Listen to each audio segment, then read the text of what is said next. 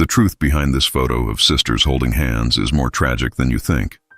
On March 8, 2024, Dr. Elena Rodriguez sat in the basement archives of the New York Foundling Hospital, surrounded by boxes of historical records dating back to the institution's founding in 1869. She was a social historian specializing in child welfare systems in late 19th century America, and she had spent the past 6 months researching the practices of orphanages and asylums during that period. The Foundling Hospital had been one of New York City's largest charitable institutions, housing hundreds of orphaned and abandoned children at any given time. Its records were extensive but disorganized, with thousands of documents, ledgers, and photographs stored haphazardly in cardboard boxes that showed decades of water damage and neglect. Elena was examining a box labeled Photographic Records 1890-1895 when she found it. A formal studio portrait of 2 young girls, perhaps 8 and 10 years old, standing side by side in matching dark dresses. What made the photograph striking was the way the girls held hands, not casually, but desperately. Their fingers intertwined so tightly that even through the sepia tones of the century-old image, Elena could see the tension in their grip. The photograph was mounted on thick cardboard backing. On the reverse side, written in careful handwriting, was a notation: Sisters Margaret and Clara Jensen, photographed June 14, 1892. Pre-placement documentation, MEK. Elena had seen hundreds of orphanage photographs during her research. Most showed children posed formally, their expressions blank or frightened, their bodies rigid with the discomfort of unfamiliar situations. But this photograph was different. The girls' faces showed something beyond discomfort. They showed fear and grief and a desperate clinging to each other that suggested they knew something terrible was about to happen. Elena photographed the image with her camera and made notes about the file location. Then she began searching through the box for any other documents related to Margaret and Clara Jensen. She found an intake form dated March 1891, noting that the girls had been brought to the Foundling Hospital after their mother died of tuberculosis. Their father was listed as unknown or deceased. The form was unclear. They had no other living relatives. She found placement records dated June 15, 1892, one day after the photograph was taken. And as Elena read through those records, she began to understand why the girls in the photograph had been holding hands so desperately. They had been saying goodbye. Elena spent the following week immersed in the Foundling Hospital's records, trying to understand the institutional practices that had separated Margaret and Clara Jensen. What she discovered was a system that, despite its charitable intentions, routinely destroyed families in the name of efficiency and economic practicality. In the late 19th century, orphanages faced constant overcrowding and inadequate funding. The solution adopted by many institutions, including the Foundling Hospital, was a system called placing out, sending children to live with families who would provide them with homes in exchange for their labor. It was presented as a humane alternative to institutional care, giving children the opportunity to grow up in family settings rather than in crowded dormitories. In reality, the system often amounted to indentured servitude. Children were sent to farms, factories, and households where they worked long hours with minimal education and no legal protections. And crucially for Elena's research, the placement system made no provisions for keeping siblings together. Children were sent wherever openings existed, with no consideration for maintaining family bonds.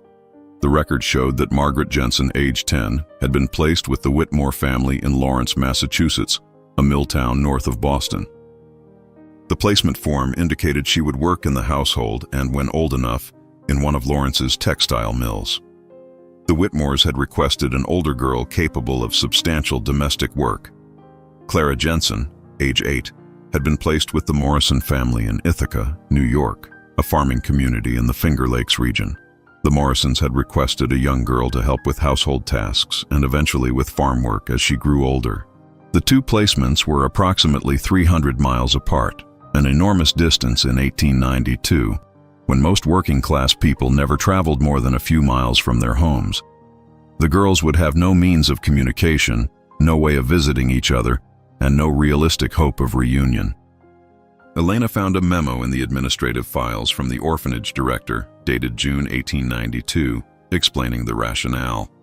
While it is regrettable that siblings must sometimes be separated, the practical necessities of placement require us to accept whatever suitable homes become available.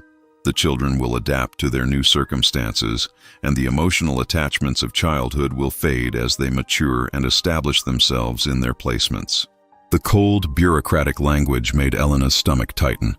She returned to the photograph of Margaret and Clara, looking at their intertwined hands and devastated faces, and thought about the emotional attachments that the director had dismissed so casually.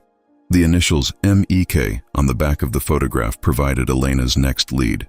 She searched through the Foundling Hospital's employment records and found a match: Mary Elizabeth Kendrick, listed as a placement assistant from 1891 to 1894. A note in her personnel file indicated she had been released from employment due to philosophical differences with institutional policies. Elena tracked down more information about Mary Kendrick through newspaper archives and city directories. Kendrick had been a social reformer, part of a growing movement of women who challenged the practices of charitable institutions and advocated for better treatment of poor and orphaned children. After leaving the Foundling Hospital, she had worked with several reform organizations and had published articles criticizing the placing out system. Most significantly, Elena discovered that Kendrick had donated a collection of papers to the New York Public Library in 1923. The collection included correspondence, journal entries, and photographs documenting her work with orphaned children. Elena requested access to the collection and spent 2 days reviewing boxes of materials that provided an insider's view of the orphanage system. Kendrick's journal entries from June 1892 were particularly revealing. On June 14th, she wrote, "I photographed the Jensen sisters today before their placements tomorrow. It is the practice to document children before sending them out, creating a record in case questions arise about their identities or origins. But I also photograph them for another reason, to preserve evidence of what we are doing to these children. Margaret and Clara know they are being separated. They clung to each other throughout the sitting, and when I asked them to hold hands for the portrait, they gripped each other as if they could prevent the separation through sheer physical force. My heart breaks knowing that tomorrow they will be torn apart, likely never to see each other again. This system is cruel, whatever its proponents claim about providing homes for orphans." Another entry, dated June 15th. "The Jensen girls were collected this morning by their respective placement families. Clara sobbed so violently that she made herself sick. Margaret tried to be brave but was shaking so badly she could barely walk. I gave them each a copy of their photograph, telling them to keep it safe so they would always remember each other. The orphanage director saw me do this and reprimanded me later, saying I was encouraging the girls to dwell on the past rather than adapt to their futures. I no longer know how much longer I can continue in this work."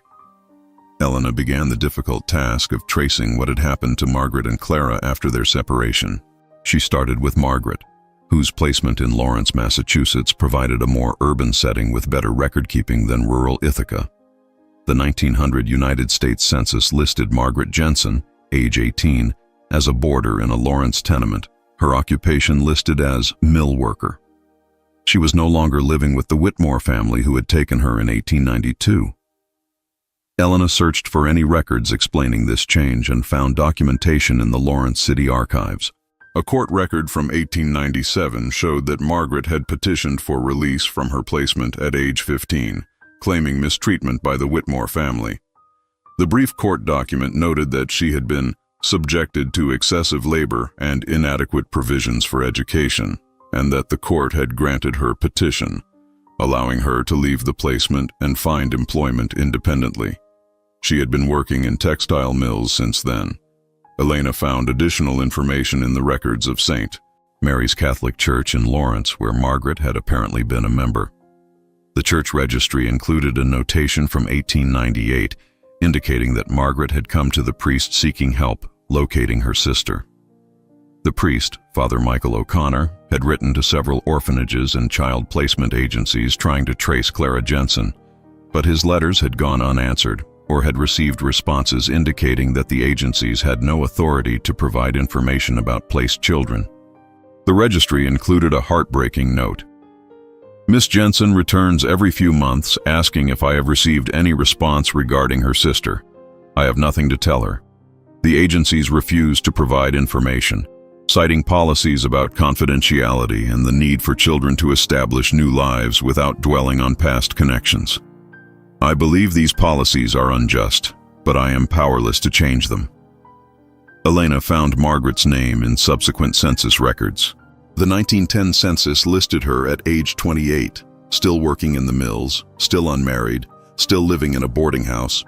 By 1920, now 38, she had become a supervisor in one of the mills, a modest advancement that suggested competence and determination.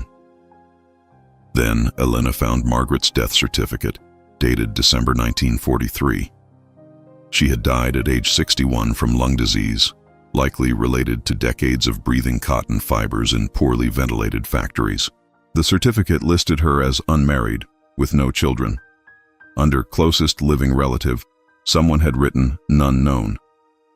The phrase devastated Elena. Margaret had spent 51 years alone, separated from her only family, and had died with no one to claim kinship with her except distant bureaucratic records that documented her existence. Tracing Clara proved more challenging. Rural records from 1890s Ithaca were less systematically preserved than urban documents from Lawrence. Elena spent days searching through county records, church registries, and local newspaper archives, looking for any mention of Clara Jensen or the Morrison family who had taken her. She finally found a lead in the records of the Tompkins County Almshouse, a facility that provided shelter for the indigent, elderly, and mentally ill. An admission record from 1905 listed a Clara Morrison, age 21, admitted due to nervous collapse and inability to maintain employment. The birth date matched Clara Jensen's age, and the admission form included a note that she had been raised by the Morrison family of Ithaca but was not their biological daughter. The almshouse records painted a grim picture.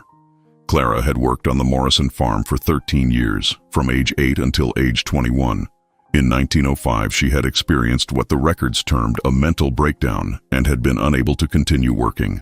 The Morrison family, facing economic difficulties of their own, had brought her to the almshouse rather than continuing to provide for her. The almshouse physician's notes described Clara as melancholic and withdrawn, suffering from severe anxiety and periodic episodes of acute distress. The notes mentioned that Clara frequently spoke about a sister she had been separated from as a child and expressed intense guilt about not being able to find her. The physician had diagnosed her condition as melancholia with obsessive features and had recommended rest and simple manual work. Clara had remained at the almshouse for 3 years. The records showed that she did laundry, mended clothing, and helped in the kitchen. The staff notes indicated she was generally cooperative, but prone to periods of deep sadness during which she would refuse to eat or speak. In 1908, Clara had been transferred to the Willard Asylum for the Chronic Insane, a state institution on the shores of Seneca Lake. Elena's heart sank as she read this. Willard was notorious among historians of mental health for its overcrowding, inadequate treatment, and the tendency to institutionalize people permanently for conditions that might have been temporary or situational. Elena contacted the Willard State Hospital Records Project, an organization that had digitized thousands of patient records from the asylum. Within a week, she received Clara's file, hundreds of pages documenting 39 years of institutionalization. The intake evaluation from 1908 described Clara as a 24-year-old woman suffering from chronic melancholia and anxiety neurosis. The evaluating physician noted, "Patient expresses persistent delusion that she has a sister somewhere who is looking for her. Patient states she must find this sister, but cannot remember where she might be. This obsessive fixation appears to be the primary manifestation of her mental illness." It wasn't a delusion. Clara was right. Margaret was looking for her.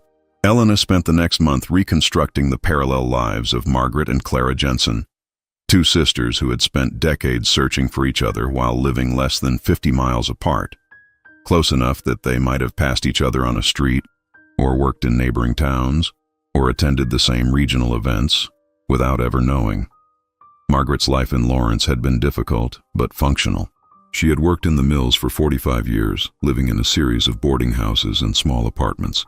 She had never married, and according to records from St. Mary's Church, She had inquired about her sister's whereabouts regularly until at least 1920. The priest who had tried to help her in 1898 had died in 1915, and his successor had been unaware of Margaret's situation and unable to assist.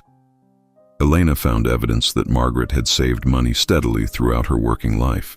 Bank records from the Lawrence Savings Bank showed deposits made every month, no matter how small. By 1940, Margaret had accumulated nearly $3,000, a substantial sum for a mill worker. A notation in the bank records indicated she had told a bank clerk the money was, "in case I find my sister and she needs help." Clara's life had followed a drastically different trajectory. The Willard Asylum records documented a woman whose early trauma and subsequent separation had broken something fundamental in her psyche. The annual evaluations, written by rotating staff physicians who had never met Clara before her institutionalization, consistently described her as pleasant but detached, cooperative but melancholic, and fixated on finding a lost family member. The records showed that Clara had worked in the asylum's laundry for most of her institutionalization. She had kept to herself, made no trouble, and received no visitors.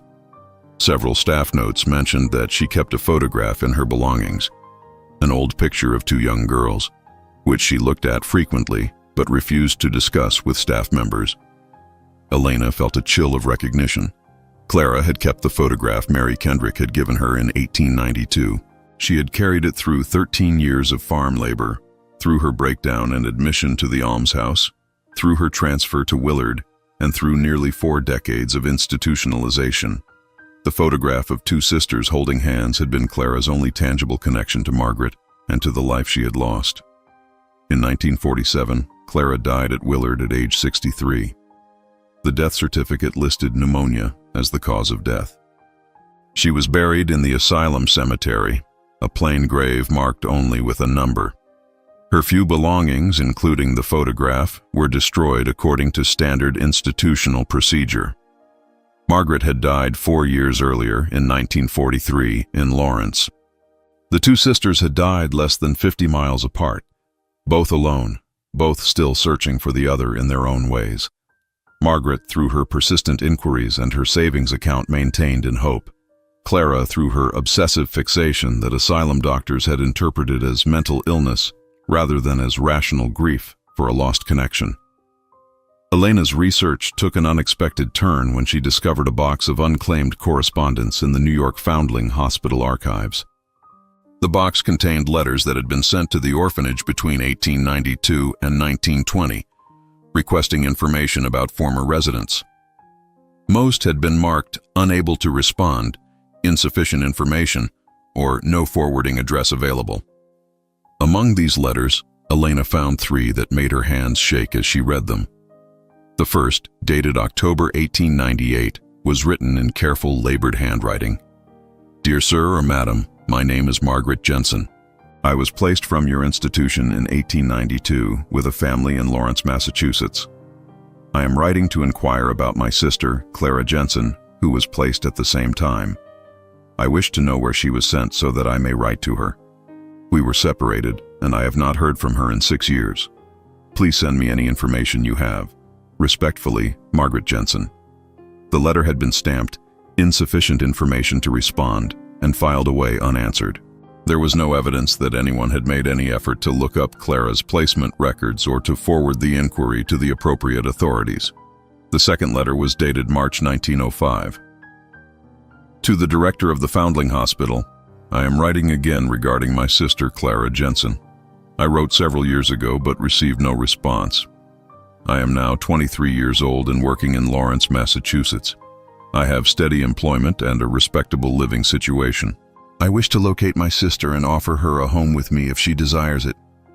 Please, I am begging you to help me find her. We have been apart for 13 years, and I think of her every day. Margaret Jensen." This letter had been annotated.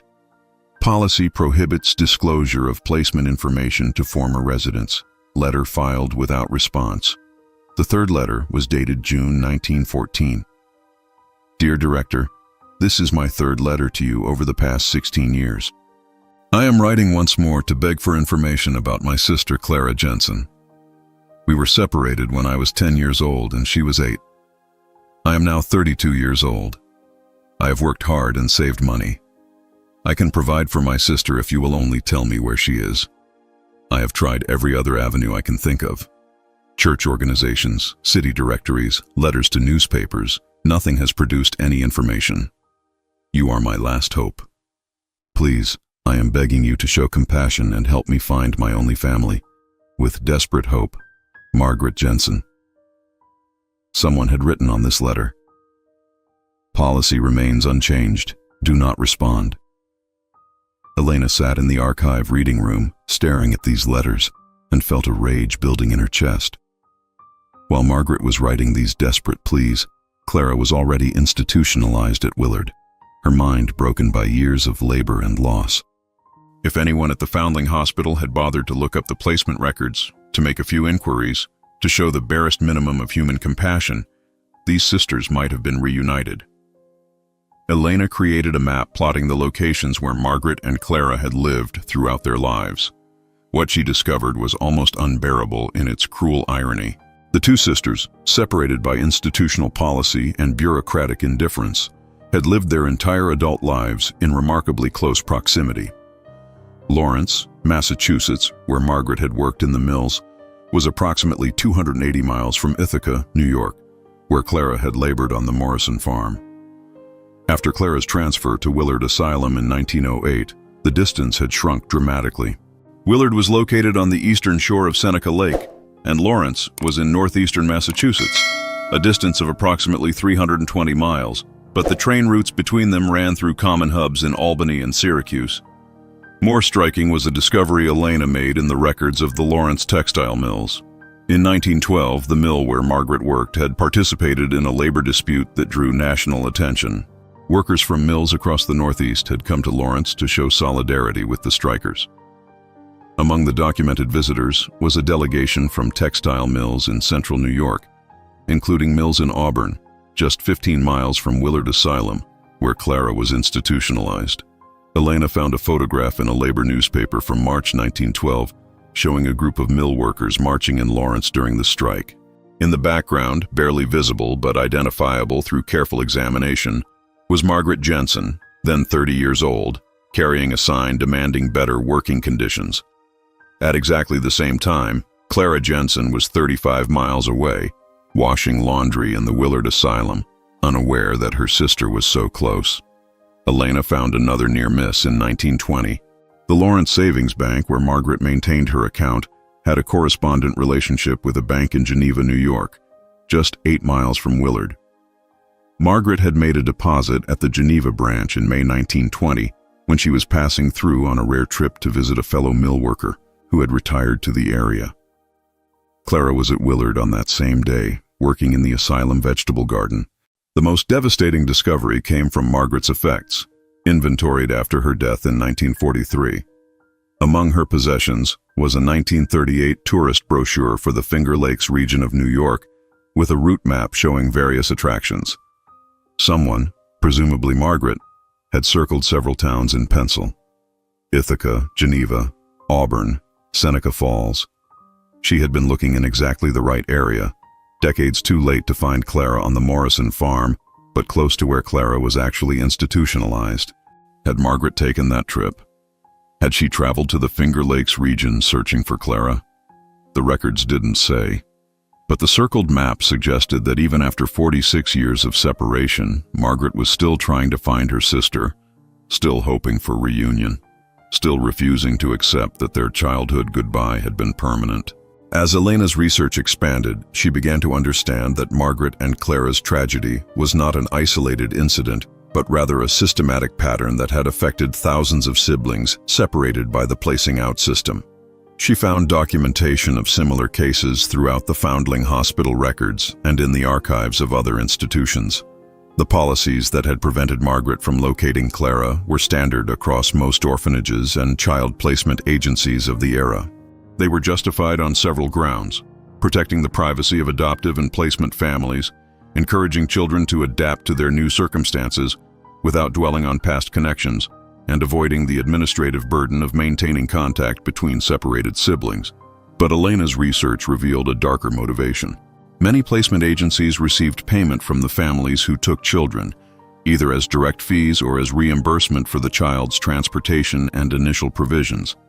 Children who maintained contact with siblings or who sought to return to their original families were less valuable to placement families. They were seen as less committed to their new situations and more likely to be difficult or to leave their placements. Keeping siblings separated and preventing them from communicating made them more compliant, more dependent on their placement families, and less likely to resist exploitation. It was, in essence, a form of social control disguised as institutional policy. Elena found evidence of this in an internal memo from 1895, written by the Foundling Hospital's director to his board of trustees. Our policy of non-disclosure regarding sibling placements has proven effective in reducing the number of children who abscond from their situations or who request transfers. Children who maintain hope of reunion with family members are less settled and less satisfactory to the families who have agreed to take them. While this policy may seem harsh, it serves the greater good of ensuring that placements remain stable and that families continue to accept children from our institution. The memo made Elena physically ill. It reduced the grief and trauma of separated children to an administrative problem and justified psychological torture as the greater good. She found similar policies documented in the records of other institutions: the New York Juvenile Asylum, the Children's Aid Society, the Hebrew Orphan Asylum, and dozens of smaller charitable organizations. Thousands of siblings had been separated with no means of finding each other, their connections severed permanently in the name of institutional efficiency. Elena conducted searches through death records, trying to estimate how many of these separated siblings had ever been reunited. The results were devastating. Of the 247 sibling groups she was able to trace through placement records and subsequent documentation, only 12 showed evidence of successful reunion, less than 5%. The vast majority, like Margaret and Clara, had spent their entire lives separated, searching, grieving, and ultimately dying alone. On November 15, 2024, Dr.